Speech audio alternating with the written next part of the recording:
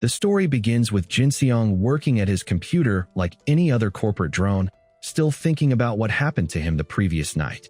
While eating dinner, a random screen pops up in front of him, startling him completely. The mysterious interface looks exactly like a shop window from those apocalypse webtoons he sees online. He tries tapping and swiping through the items, but nothing works no matter how much he tries. He wonders if it's because he doesn't have any coins to spend. However, he quickly brushes off these thoughts, telling himself this isn't some novel and that he's probably just hallucinating from exhaustion. His mundane morning is interrupted when his fat manager suddenly appears, shouting and calling him names. The incompetent supervisor, who has already failed to get promoted twice due to his own failures, always takes out his frustrations on everyone around him. He approaches Jin Seong's desk aggressively, demanding to know why Hambiol is calling him. Jin Seong calmly explains that he hasn't submitted all the required documents, so the case needs to be reviewed again. The situation escalates when the pig-like manager gets uncomfortably close to his ear, threatening him angrily. Fortunately, Sienna intervenes by offering the pig some drinks to help him cool down, but he immediately shifts his attention to her, grabbing her hand with a disgusting smile and asking her out for dinner. His inappropriate touching makes Sienna visibly uncomfortable, but she politely declines, saying she already has plans. He reluctantly leaves, promising to ask her another time.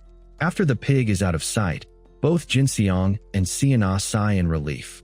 They exchange grateful looks as Jin Seong thanks her for the intervention. Later on the rooftop, our boy reflects on his situation.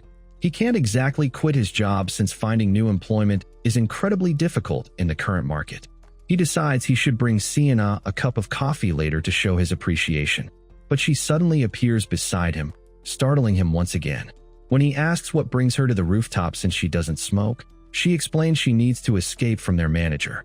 She's fed up with his constant dinner invitations and inappropriate touching. As they talk, she mentions feeling unusually cold and shows him her goosebumps despite wearing long sleeves. Jin Seong laughs it off, suggesting she's just sensitive to cold weather, but she insists something is abnormal. She pulls out her phone and shows him a social media post with the caption, "Snow in Africa," which shocks our boy. Their conversation is interrupted by an emergency alert on their phones, cold wave warning. Jin Seong can't believe it since it's the middle of summer, wondering if someone has hacked the meteorological agency. She suggests it might be a glitch, and he agrees that a warning like that in June has to be some kind of joke. Then the impossible happens. Snow starts falling from the sky. Both of them stare in disbelief as actual snowflakes begin covering the ground during the hottest month of the year. That evening, our boy finds himself back on the rooftop, sipping coffee and trying to process the day's strange events. Heavy snow in summer makes absolutely no sense, and he feels like the entire world has gone completely crazy. The temperature has dropped even further since his earlier conversation with Sienna, and he realizes the traffic will be a complete mess, so he decides to wrap up his work and head home. Inside the elevator, Jin Seong notices it isn't moving and wonders if it has broken down. The cold is really getting to him now, making him shudder uncontrollably. His thoughts drift back to the mysterious status window from the previous night. The elevator finally beeps, signaling its closing, which relieves him since it isn't broken after all. However, it immediately opens and closes again repeatedly, as if someone is holding it. But the hallway remains eerily quiet, with no sign of anyone around. Suddenly, a complete blackout plunges the building into darkness. His nervousness spikes as he decides to forget about finishing his work and just get out of there immediately. Then he hears a chilling metal scraping sound that sends shivers down his spine. He hurriedly tries to pack his belongings and escape the office, but realizes he hasn't seen anyone around. He's certain there had been other people before he went to the rooftop. The dark office makes him feel incredibly uneasy, and he notices that everything looks messy, as if people have fled in a panic. Jin Seong calls out to see if anyone is still there, but his bad feeling continues to grow stronger. As he attempts to leave, a silhouette appears behind him in the darkness. He immediately turns around, convinced something is lurking in the conference room. He steps on something wet and sticky, an employee ID card covered in blood. Horror washes over him as he wonders what the hell has happened in the office. Carefully peering into the conference room, our boy's face goes pale with terror. Inside, he discovers a zombie-like creature hungrily devouring a human body. The moment the undead monster notices him, it turns its attention toward its new prey. Jinseong immediately tries to run, but the zombie bursts out of the room and begins chasing him. Jinseong is absolutely horrified as he grabs a nearby chair and hurls it directly at the zombie in front of him. He's breathing heavily, completely exhausted, knowing without a doubt that what he just faced was definitely a zombie. His phone suddenly buzzes with an emergency alert announcing that a mutated strain of rabies virus is spreading rapidly throughout Seoul. Our boy can't believe what he's reading and thinks to himself that this isn't rabies at all. That was definitely a zombie. He immediately checks social media and discovers countless posts about zombies and snow covering the city. Complete chaos is erupting everywhere, and he begins to wonder if this nightmare is somehow connected to the mysterious status window that appeared yesterday. He tries searching for information online, but finds absolutely nothing. Suddenly his phone starts glitching out completely, losing all connection, and he has no idea what he's supposed to do now. The situation is beyond frustrating, and he starts thinking they might all be completely screwed as the freezing cold begins to set in around him. At this rate, the zombies won't even be his biggest problem because he'll freeze to death first. He decides to head upstairs, planning to hold out until rescue teams can arrive. Checking his phone, he notices it still has 83% battery remaining, which might last about 2 days if he's careful. When he reaches the 7th floor, everything is completely silent with no signs of anyone being there. He desperately hopes to find something useful like clothes or food to help him survive. Searching through the drawers, he finds some clothes and immediately changes into them. He frantically continues looking for food, and his face lights up when he finds a bag containing food, water, and even a blanket. He thanks whoever owned these supplies and then starts searching for a weapon. Opening a cabinet, our boy lights up again when he spots several golf clubs inside. He never thought Fatty would ever be useful to him in any way. With all his findings combined, he estimates he could potentially survive for about 3 days. The real question is whether rescue teams will be able to reach him before his supplies run out. Looking outside the window, he sees that the streets below are completely overrun with zombies, and the massive blizzard raging outside will make it nearly impossible for helicopters to attempt any rescue operations. Growing more anxious by the minute, he starts worrying about what will happen if they can't reach him even after a full week, especially as the temperature continues dropping steadily. He opens up the status window again and notices winter clothing available for purchase, thinking that having proper gear would definitely make his situation more manageable. However, the items cost 3 coins, and he has absolutely no idea how to obtain them. Feeling exhausted, he decides to close his eyes and rest for a while. After some time passes, a suspicious figure starts walking around with a flashlight. When Jinseong suddenly senses someone's presence nearby, he immediately springs to his feet, thinking it might be another zombie. Staring intensely at the door handle, he readies his golf club and prepares to swing at whatever comes through. The door opens, and he's about to attack when a normal guy shouts at him to stop. Our boy finally calms down and recognizes the person as Kim Jumin, though he remembers him as that particularly obnoxious guy from work. Jumin explains that he was trapped in the break room when constant banging started coming from outside the door, but he was quick enough to lock himself in safely. Jinseong asks him how he managed to escape from there, but as Jumin tries explaining the details, our boy finds the information completely useless and irrelevant. Jumin then asks if he happens to have any food available. Jinseong gets up and firmly tells him that he doesn't have any to spare. While he might be willing to share water, he absolutely cannot hand out his emergency food rations. Jumin says he'll just take some water then, but suddenly grabs Jinseong's arm and asks again if he's really sure he doesn't have any food. Something feels completely wrong about this guy, and our boy starts studying him more carefully. As he's getting the water, our boy realizes something about Jumin feels seriously off. At first he thought he was just sweating from running away from zombies, but in this freezing cold weather, he's still dripping with sweat, which makes absolutely no sense. Suddenly, he notices what appears to be a zombie version of Jumin standing directly behind him. He immediately gets startled and spins around, hitting the monster in the face with the water bottle while desperately trying to grab his golf club. He kicks the zombie hard against the wall, thinking about how he was perfectly fine just moments ago. Without any hesitation whatsoever, he raises the golf club and smashes it directly into the zombie's skull, bludgeoning it repeatedly until it finally dies as he screams for it to stay dead. As he stands there panting heavily from the intense fight, the status window suddenly appears again with a new notification. The minimap feature has now been activated. After killing the zombie, our boy opens his status window and sees that pathetic single coin sitting there. He can't believe it. He risked his entire life fighting that thing, and all he gets is one measly coin. But then something catches his eye. There are bite marks on the zombie's arm, and suddenly everything clicks into place. He decides to take a moment to cool down and process what just happened. Jimin had been perfectly normal before turning into a zombie, which means appearances can't be trusted anymore. At least his cigarette tastes decent. It's one of the few comforts left in this nightmare situation. That's when he hears a terrifying scream echoing from outside.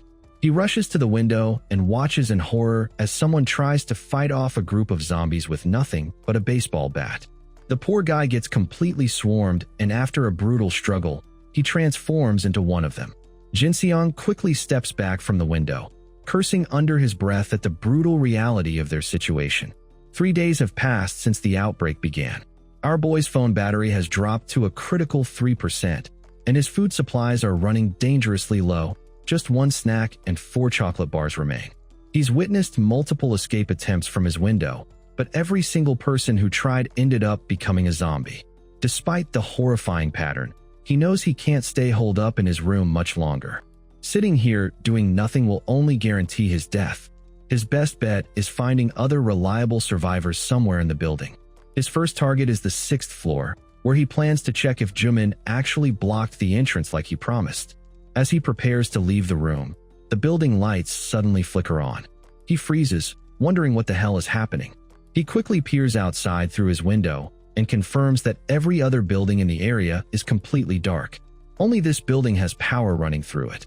The realization hits him immediately. Someone must have turned on the emergency generator. There's definitely another survivor in this building, and they're smart enough to restore power. This could be his chance. Moving through the now-lit hallways, Jinseong knows the lights could cut out at any moment, so he needs to move fast. The generator and security room are both located on the 1st floor, which is actually convenient for his search.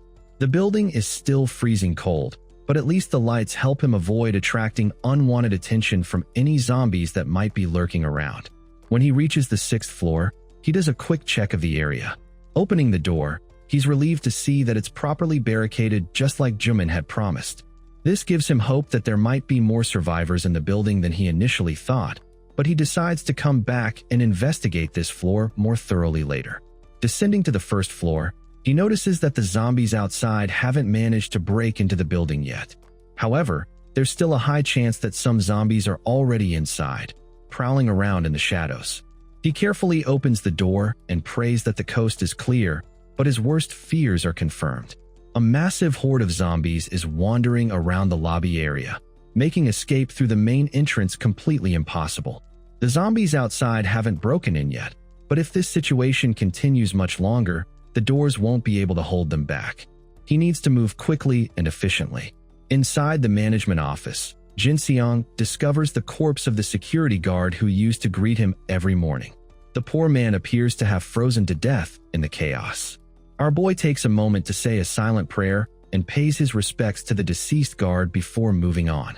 The only location left to check is the security room, where the survivor who turned on the generator might be hiding. As he approaches the door, Jinseong wonders if there might be traps set up to keep intruders out. He notices movement in his peripheral vision and spots several zombies prowling around nearby. Based on his observations, their eyesight seems pretty terrible, but their hearing is incredibly sharp. He'll need to be extremely careful with any noise he makes. He gently taps on the security room door, preparing himself for whatever might be waiting on the other side. As he steels himself to open the door, to his complete surprise, someone opens it. The random guy immediately charges straight at Jinseong, who barely manages to dodge at the last second. But our boy realizes they've completely screwed up because the zombies definitely heard all that noise. Both of them start freaking out, but then the stranger suddenly grabs him and yanks him into the room before slamming the door shut.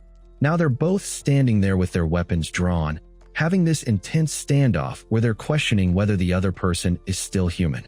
The stranger claims he's not infected, while Jin Seong explains that when he saw the generator come on, he figured there had to be other survivors somewhere in the building.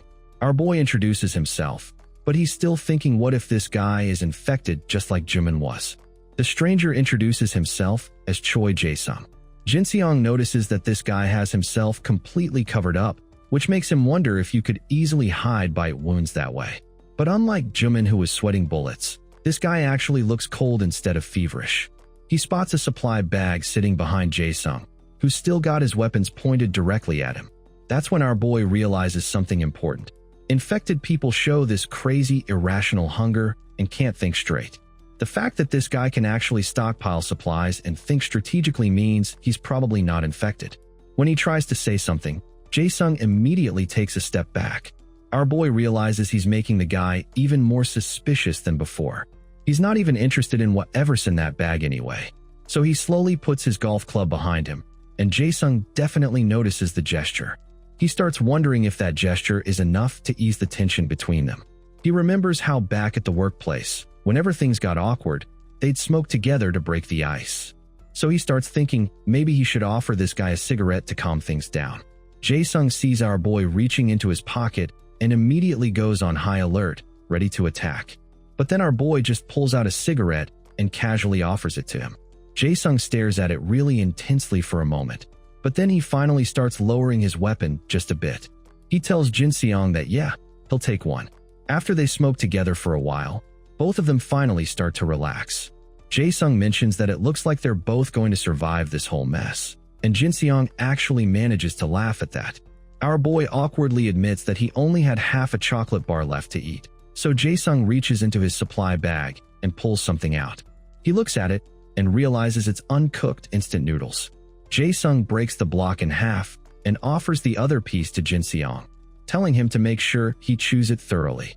As he's munching on the crunchy noodles, Jin Seong asks if he looted the entire second floor. Jae-sung confirms he pretty much cleaned out everything up there. Both guys end up laughing as they bite into the crackling noodles. Our boy asks him what the current situation is like on the second floor. Jae-sung tells him it's really not good at all. Initially, he was trapped in the employee lounge with another survivor. They split all their food supplies equally between them. But that other guy kept insisting they should try to move and find a way out of the building. Jae-sung thought it was way smarter to just wait for rescue teams to arrive. Eventually, his friend couldn't stand waiting anymore and decided to leave on his own. But the moment he stepped outside the lounge, he got completely overrun by zombies and died instantly. Jae-sung counted about 4 zombies roaming around out there. He only had to abandon his safe spot because his phone battery was about to die completely. Jin Seong asks how he managed to escape from that situation. Jae-sung explains that he threw random objects around to distract the zombies and then crawled out on his stomach like he was doing some military stealth mission. Our boy is genuinely impressed because escaping from 4 zombies safely is actually incredible. He asks if Jae-sung was the one who turned on the emergency generator, and he confirms, saying that he desperately needed to charge his electronic devices. Our boy asks if that even matters in their current situation. Jae-sung looks surprised and asks if he's seriously been trying to survive this whole time without using the internet at all. Jin Seong points out that there's no cell signal anywhere, but Jae-sung tells him that satellite internet is still functioning perfectly, which completely blows our boy's mind. Jae-sung asks if he's heard of SpaceX's Starlink system because that internet connection is still working. Even though most servers are completely down, there are still a few online communities that remain accessible. Our boy admits he had absolutely no idea about any of this, so Jae-sung offers to let him charge his phone. When Jin Seong plugs it in, the thing actually starts working perfectly. He thanks Jae-sung for sharing all this crucial information with him. But then they both notice something really concerning. It looks like the generator is starting to run out of fuel. Jae-sung asks what he plans to do next. As for himself, he's definitely planning to stay right here in this safe location. Jin Seong realizes that this guy basically wants him to leave. He understands Jae-sung's survival strategy perfectly. Hold out as long as possible in the safest location available and don't let anyone else waste your precious food supplies. Our boy also realizes that he's not the right survival companion for him either. It makes complete sense for them to part ways right here and now. He tells him he'll be leaving, and Jae-sung is clearly relieved to hear it. As a parting gift, Jae-sung grabs his supply bag and offers our boy a spare flashlight along with extra batteries. Our boy is absolutely thrilled by this gesture. In a situation where there's no electricity anywhere, these items are incredibly valuable for survival. In return, he offers Jae-sung some of his remaining cigarettes. With that final exchange, our boy makes the decision to leave. Once he steps outside the room, he looks around and sees that the zombies are still wandering around the hallways. Thankfully, the building doors are still holding strong against the outside zombies. As he moves out the open area, he starts thinking about heading down to the basement where his car should still be parked. Maybe he can use that to escape from the building entirely. But he starts wondering if right now is really the best time to make that kind of move. There will definitely come a time when he'll have to escape this building, but leaving immediately might not be the smartest choice. Instead, he decides to head upstairs first and gather more information about what's happening throughout the building. As he starts moving around, that freezing cold temperature begins creeping back in again. He pulls out his new flashlight and carefully starts walking up the stairwell. 4th floor, 5th floor, 6th floor. He's getting close to the top now. He can definitely sense that there's something waiting on the upper floors, most likely another zombie. Even knowing that, there's absolutely no turning back at this point. Weapon at the ready, he pushes forward into the unknown dangers waiting above. He spots a zombie standing above him, but fortunately the rooftop is within sight. This is his chance to escape, but the zombie suddenly turns toward him. He quickly retreats as the monster lunges at him with terrifying speed. He dodges swiftly and strikes it in the neck, sending it crashing into the wall, but the zombie still won't go down. It lunges at him again, but this time Jin-seong delivers a devastating blow. Even though he wonders if it's finally over, the zombie continues moving, so he finishes it off completely. After defeating it, he obtains 1 coin. Panting heavily, he opens the shop window and sees he now has 2 coins total, but still can't afford to buy anything useful. He examines his golf club and notices it's completely bent, though he thinks it might still have another use. Looking at the defeated zombie, he wonders where it came from. He tries opening the door to the rooftop, but finds it locked. He realizes the floor above might not be safe either, but decides to go up regardless. Thankfully, the area seems safe for now. As he drinks water to recover, he reflects on how incredibly fast that zombie was, probably even faster than when it was human, moving almost like a wild animal. If he gets outnumbered by these things, he's definitely cooked. He realizes he needs to either increase his allies or ensure he's always fighting one-on-one. Deciding to check the internet for new information about the zombies, our boy looks at his phone but finds no new facts about them. What he already knows is that they're sensitive to sound but have dulled sight and smell. He wonders if people turn into zombies by being bitten, but one thing is clear now. The government has collapsed, no one is coming to save him, and he must survive on his own in this damned world. It's already day 5 of the apocalypse, and Jin-seong is shivering from the cold. If this continues, he'll catch a cold, and getting sick in this situation means death. He decides to move around to generate body heat, but then his stomach growls loudly. He munches on some chocolate, knowing he needs calories now and can't just eat half portions anymore. He decides to travel light since putting on too much gear will only hinder his movement. Going barefoot will definitely be less noisy than wearing shoes. But he needs to find food before his situation gets worse. Leaving his room, he remembers what Jae-sung told him about half the food in the development team break room still being there. He also recalls the bag belonging to Jae-sung's friend who turned into a zombie. The problem is there are probably at least 4 zombies in the area, making it impossible to steal the bag without other zombies noticing. The only way is to take them out one by one. He knows there's 1 zombie in development room 1, another in room 2, and 1 in the new business team. But he wonders where the 4th one is. Could it have not turned? He thinks about it and realizes there were no corpses between the break room and the exit, so there has to be 1 more somewhere. But first, he needs tools to face all of them. Looking inside the supply room, he's relieved to see no one there. He heads in and is glad to find the non-food supplies still intact. But suddenly, the zombies begin getting active, and Jin-seong positions himself right at the door as he readies himself for battle. The hunt begins. He starts by throwing a cup to draw their attention. As they head toward the sound, he prepares to smash one right in the face. The moment it notices him, he strikes with a devastating blow. That's one down. Other zombies try to get inside, but he immediately closes the door just as he planned. But all of a sudden, the zombie he thought was dead grabs his leg. Bro looks down as it tries to bite him, but he stomps its face into the ground and smashes it with his club. The attack is brutal and the zombie stops moving. But the fight isn't over yet. 2 more zombies remain. He quickly grabs his flashlight, knowing he has to finish before more of them are drawn to the noise. He smashes the glass door with his golf club, and the sound instantly catches the attention of one of the zombies. As it turns, his club swings down and smashes straight into its face. Another zombie struggles to grab a spoon, but our boy slips behind it and strikes from the back, taking it out in an instant. When it's over, his weapon is bent and almost useless, but he manages to secure 4 coins. He breathes heavily, thinking he barely survived that fight. Searching through the bodies, he finds a backpack and puts it on. It feels heavy, but with no weapon left, he decides to move. Still, he wonders if it's worth searching the office before leaving. He remembers Jae-sung mentioning they hid in the break room, which means most of this place is untouched. Inside, his gamble pays off. From the desks of the first development team, our boy finds a power bank and even nutritional supplements. Excited by the haul, he pushes on to check the second team's area.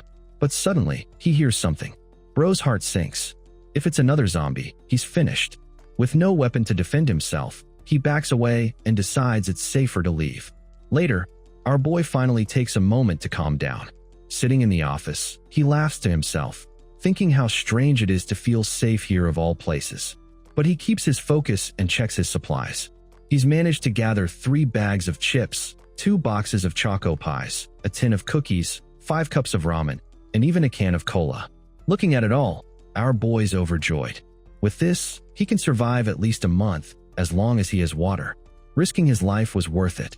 But his relief doesn't last long. His body suddenly feels cold again, the excitement wearing off and leaving him shivering. He decides to wash up, pouring icy water over his feet. That's when he notices it, an open wound. Panic hits him as he wonders if it came from a zombie. But he's certain he was never bitten. Checking his phone, infection only happens through bites. Scratches don't turn you.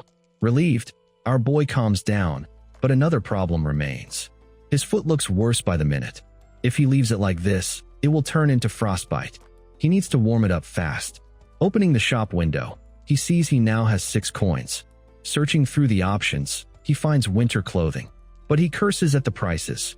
Every item is sold separately, and even small gear like gloves or boots cost 3 coins each. Still, he has no choice. He buys a pair of boots, and right before his eyes, they appear on the floor. He tries them on, and they fit perfectly, but he knows boots alone won't heal his feet. He scrolls through the shop again, looking desperately for something else. Just then, he spots an item and immediately buys it for 1 coin. But that's where this video ends. Remember to like and subscribe to the channel. Thanks for watching, and I'll see you next time.